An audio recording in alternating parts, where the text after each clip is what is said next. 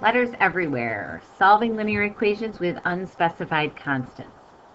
So at this point, we've solved a lot of different equations. So now let's take a look at some equations that have mostly letters in them and less numbers. So always start with something that you're familiar with. So if I were to take 5x plus 3, I would start to solve that for x. I would subtract 3, get 5x equals 30, divide by 5, and x is 6. So let's take this equation ax plus b equals c. It's of the same form that question A was in, so we're going to do the same thing. So we're going to still solve for x. So how do we start to undo to solve for x? We would subtract b from both sides.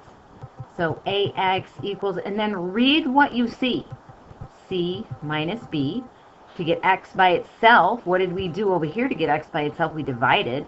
So we've got to divide everything by a. So what does my final answer look like? X equals c minus b all divided by a. Done. Solved for x. So the rules for solving linear equations apply to these equations as well. They're still equations. I like to call them literal equations. Lots of letters in them. So let's take a look at 2 more equations.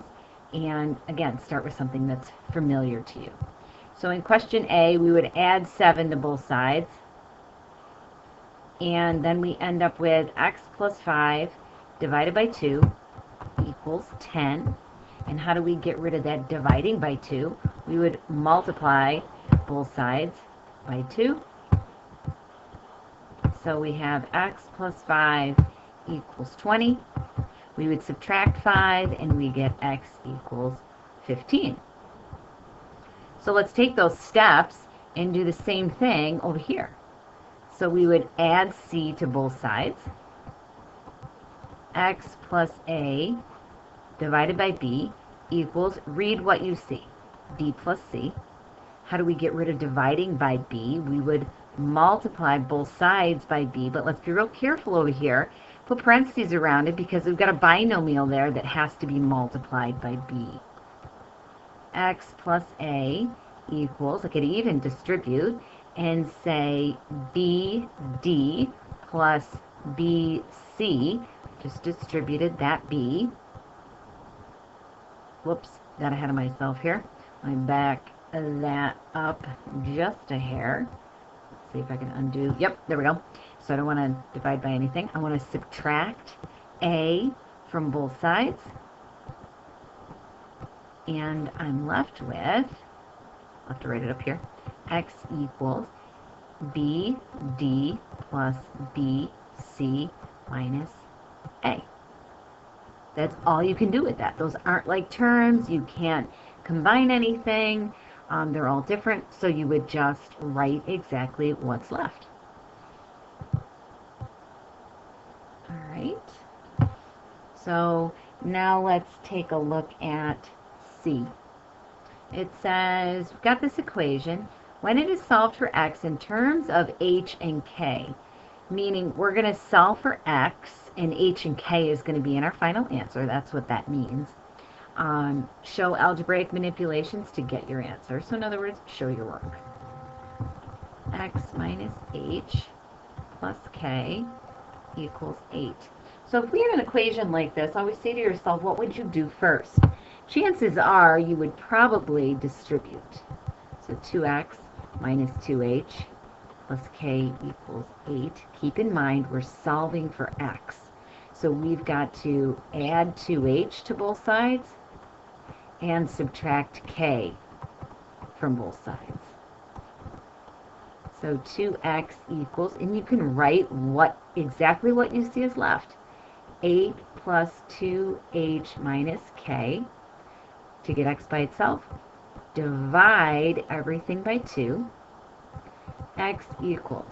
Now we've got a fraction here, and it's all being divided by 2. So we can simplify it further as long as we divide everything in the numerator by that 2 in the denominator.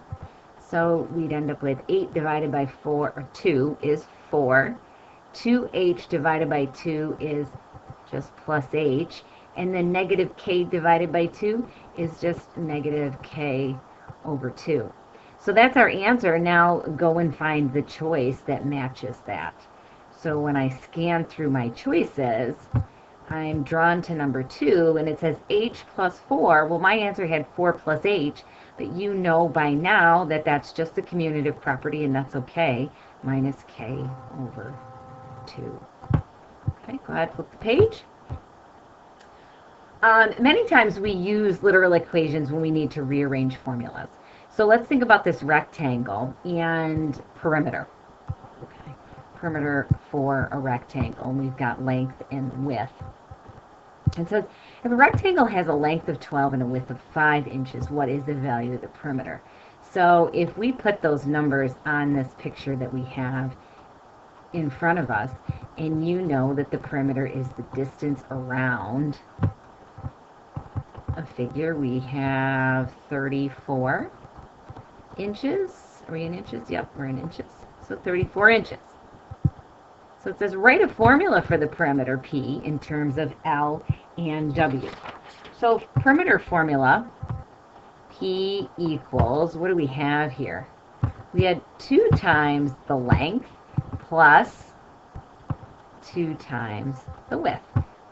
Or if you wrote it and didn't combine like terms, you might have L plus W plus W, which obviously simplifies to the 2L plus 2W. Now we want to rearrange this formula so that it solves for the length L. So take that perimeter formula and get L by itself. And then it's got a second step here. It says determine the value of L when P is 20 and W is 4. So first of all, they want us to rearrange it and solve it for L. So subtract 2W. P minus 2W equals 2L.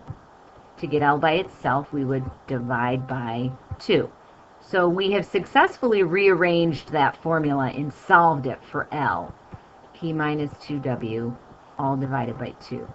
Now let's look at that second part of the problem. It says determine the value of L when P is 20. So we're going to put 20 in for P and 4 in for W.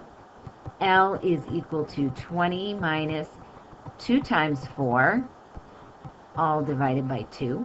So we end up with 20 minus 8, which is 12. 12 divided by 2, your final answer is 6. So 6 is the length of this particular rectangle that they're talking about. So let's look at this last one. It says there is one last complication that we need to look at. Consider the equation ax plus b equals cx plus d. We'd like to solve this for x. So again, start with something you're familiar with. So I may go about and I would probably subtract 1, subtract 5x,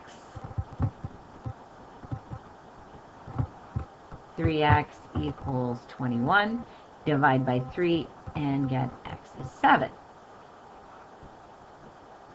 Now solve ax plus b equals cx plus d. So again, we're trying to get x by itself. So if I kind of model the steps that I did in part A with this one, ax equals, I don't have any like terms here, so I would just write what I see. But now I've got the x on the right side and the x on the left side. So I want to get all the x's together because I'm trying to solve for x. So I'm going to subtract cx from both sides so I can bring all the x's over. So again, these are not like terms. ax minus cx equals d minus b. Well, right now, this term has an x and this term has an x. So let's undo the distributive property. So bring that x, that GCF, that common factor out. So we're undoing the distributive property. We're factoring. And what's left? We'd have a. Think to yourself, x times a is ax minus, and x times what would give you minus cx? It would be minus c equals d minus b.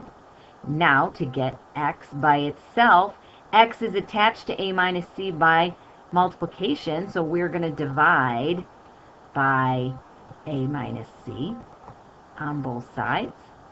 And lo and behold, we have d minus b all divided by a minus c. Pretty cool. Which of the following solves the equation? So this equation for x in terms of a and k, show your work. Ax minus k equals 3 times x plus h. We're solving for x, so I would probably distribute first. That's kind of what catches my eye first. And then I look at it as I scan my whole equation. I see I've got an x here and an x on the left-hand side. So I'm going to bring that 3x over. So I've got to subtract that. These, again, are not like terms. Minus k, so there's nothing I can do with them except write what I see, equals 3h. I'm going to boot that k over to the other side. And just extend my page a little bit. Ax minus 3x equals, write what you see, because h and k are not like terms. These two terms both have an x in common, so let's use the reverse of the distributive property. Let's undistribute, or in other words, factor that x is the GCF, and what's left? A minus 3 equals 3h plus k. And now that x is attached by multiplication. How do we undo multiplication? We divide, and we're dividing by that binomial a minus 3. X is equal to 3h plus k, all divided by a minus 3.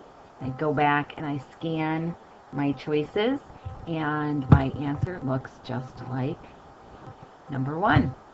Oh, record time, guys, 12 and a half minutes. Nice job.